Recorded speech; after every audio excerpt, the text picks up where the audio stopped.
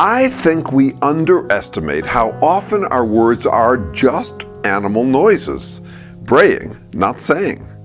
We happen on some words that reliably get us what we want. They become habits of speech. Just blurt whatever works. It's more charitable and respectful to assume that everyone's always rational, thinking about the meaning of what they're saying. But it's more realistic and honest to assume that utility matters more than thought. We speak in cliches more than ideas, and not just innocuous cliches. A lot of our cliches are territorial.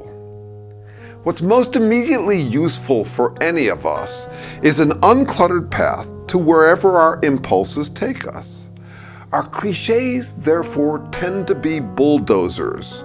Bull as in BS, devoid of meaning. Bulldozing as whatever helps us plow through obstacles.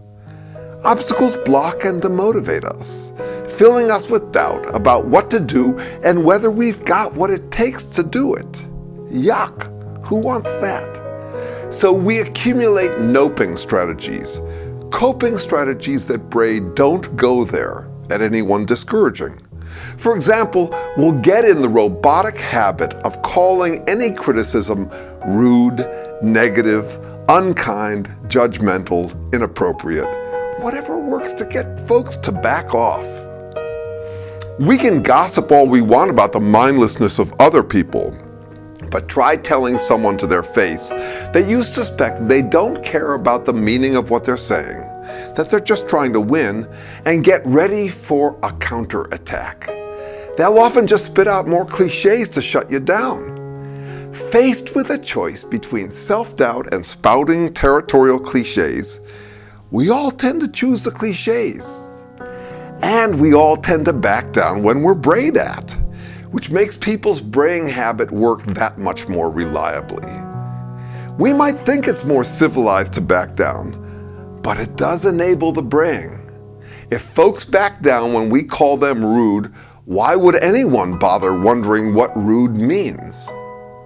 Now, none of this makes me cynical about us. It just makes me wonder how best to keep us from braying our way to extinction. Reality matters. Thoughtful, meaningful words are still our best chance of survival.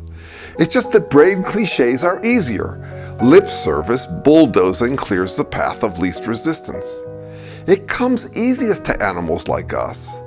We all seem perfectly capable of braying conviction and passion, as though we mean every word we say without giving our words any thought. That's an interesting and pressing human problem.